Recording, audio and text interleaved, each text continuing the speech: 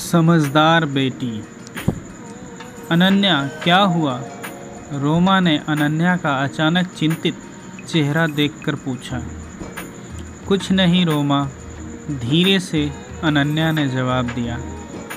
अनन्या व उसकी सहेलियां रोमा के जन्मदिन की पार्टी में होटल में आई थी। वहीं अनन्या ने अपने पापा को एक खूबसूरत महिला के साथ देखा। उन दोनों के आपसी व्यवहार को देखकर उसे महसूस हुआ कि वो महिला उसके पापा के बहुत ही करीब है। होटल में हल्की रोशनी होने और उसकी बहुत सारी सहेलियों की भीड़ होने के कारण उसके पापा ने उसे नहीं देखा। पार्टी चल रही थी, पर हमेशा पार्टी में चहकने वाली अनन्या का मन पार्टी में नहीं लग रहा था। उसे अपने पापा पर बहुत गुस्सा आ रहा था और मम्मी पर दया आ रही थी। पहले उसे लगा था कि शायद यह भ्रम है, पर इन दिनों वो पापा के व्यवहार और दिनचर्या में काफ़ी बदलाव देख रही थी। अब वे घर देरी से आते और पहले जैसे खींचते या झुंझलाते भी नहीं थे। कहीं इसका कारण यह महिला तो नहीं? अनन्या को अपने पापा पर बहुत गुस्सा आ रहा था। उसने मन ही मन ठान लिया कि अब वो पापा से बात नहीं करेगी, लेकिन साथ ही उसे इस बात का भी डर लग रहा था कि मम्मी को पता चलेगा तो मम्मी की हालत कैसी हो जाएगी। मम्मी पापा में दूरियां बढ़ जाएंगी। कहीं पापा ने उस स्त्री के साथ शादी कर ली तो उन्हें छोड़ ही देंगे। वे लोगों के सामने बेचारी बन जाएंगी। सोचते सोचते उसे चक्कर सा आने लगा।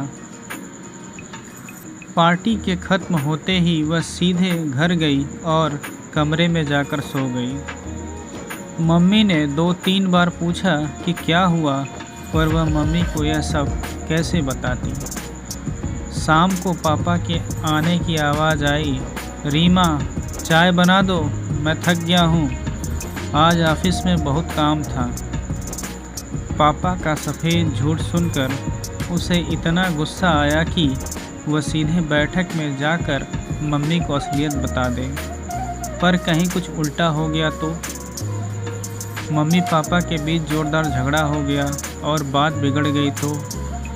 पूरी रात वह सो नहीं पाई।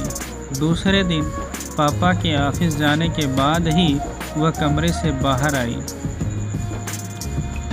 रोज़ की तरह मम्मी फ़ोन पर मशगूल थी। सामने शायद मौसी थी। आधे घंटे के बाद फ़ोन रखकर पूछा कि क्या बात है। उसने सिरदर्द का बहाना बना दिया। मन में चल रही विचारों की आधी से राहत पाने के लिए उसने टीवी ऑन कर दिया। टीवी सीरियल में वही पति पत्नी का झगड़ा आ रहा था। यूं उसे यह सब देखना पसंद नहीं था, पर आज उसने चैनल नहीं बदला। मैंने तुम्हारे परिवार के लिए अपने आप को पूरी तरह से भुला दिया और तुम बाहर गुलछर्रे उड़ा रहे हो। आखिर मुझ में क्या कमी है? पत्नी रोते हुए बोली। तुम सिर्फ अपने बच्चों, फ़ोन और गृहस्थी में सिमट गई हो। अब मेरे लिए तुम्हारे पास समय ही कहाँ रह गया है। पति आगे बिना कोई बहस किए घर से बाहर निकल गया।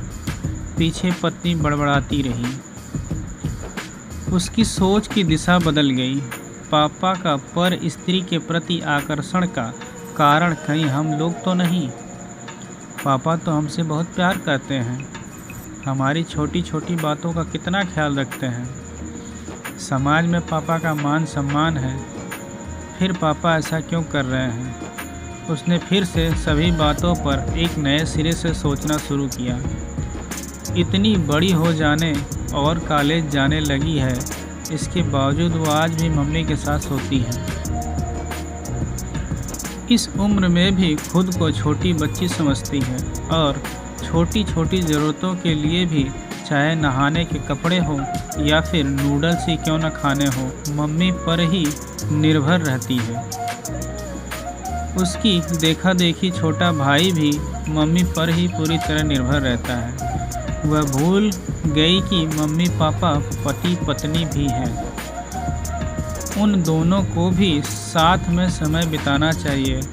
उसे याद नहीं है कि कब मम्मी पापा अंतिम बार अकेले फिल्म या होटल गए हों। यहाँ तक कि दोनों की शादी की सालगिरह पर भी वे बच्चों के साथ होटल जाते हैं। मम्मी तो पूरी तरह से हाउसवाइफ और केवल मम्मी बनकर रह गई हैं। ऊपर से मम्मी को कितने ही फ़ोन भी आते रहते हैं, यहाँ तक कि रविवार और छुट्टी के दिन भी फ़ोन के आने का सिलसिला बदस्तूर जारी रहता है।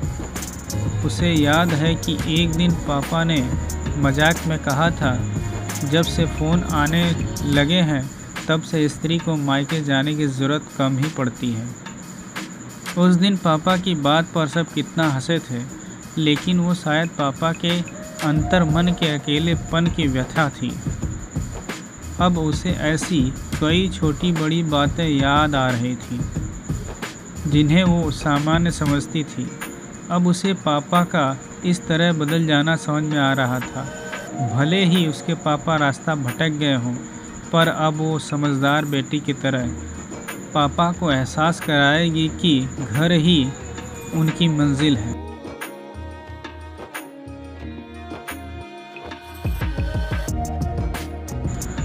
अनन्या ने दृढ़ता के साथ सोचा, तब कहीं जाकर उसका मन शांत हुआ।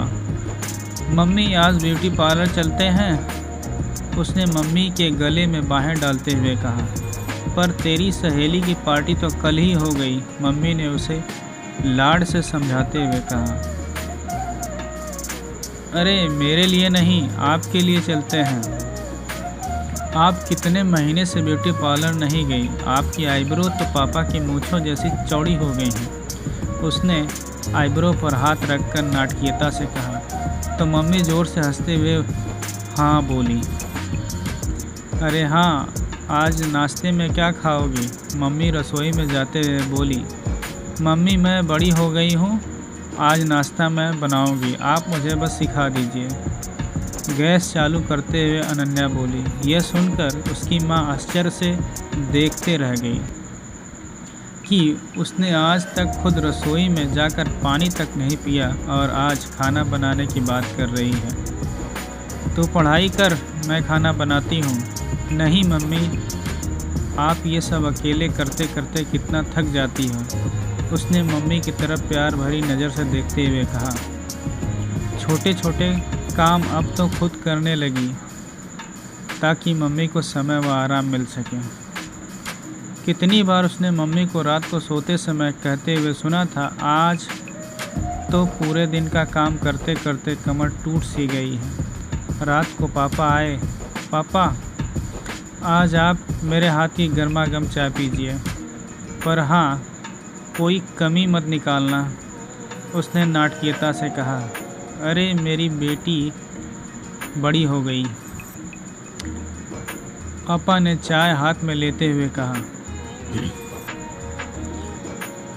उसे लगा जैसे पापा मुंह से बड़ा शब्द कहते कहते ग्लानि महसूस कर रहे थे। रात को सोते समय उसने मम्मी से कहा, मम्मी आज मुझे कॉलेज का प्रोजेक्ट करना है, काफ़ी देर हो जाएगी, मैं छोटू के रूम में पढ़ती हूँ। उसने सारी किताबें भाई के रूम में ले जाते हुए कहा। रात को वह वहीं सो गई। रविवार था, सब बैठे थे। अचानक फ़ोन की घंटी बजी। अनन्या ने लपक कर फ़ोन उठाया। अरे मौसी कैसी हैं? मम्मी अभी रसोई में व्यस्त हैं, कोई ख़ास काम था क्या? उसने बहाना बनाते हुए फ़ोन रख दिया। मम्मी ने उसे गुस्से से घूरा, पर पापा हल्के से मुस्कुरा दिए।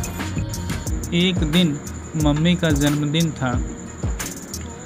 पापा ने शाम को होटल में डिनर का कार्यक्रम रखा। तय हुआ शाम को घर पर केक काट कर रात को होटल चलेंगे।